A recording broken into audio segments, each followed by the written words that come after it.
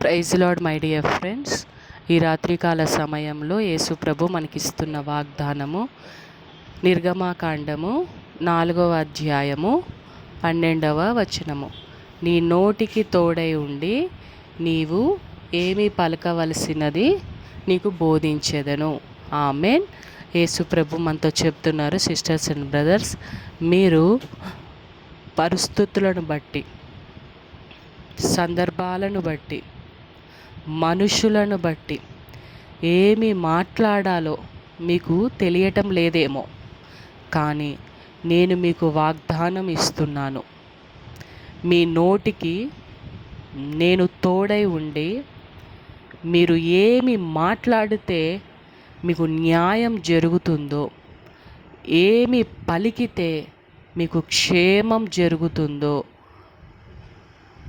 నేను మీకు బోధిస్తాను.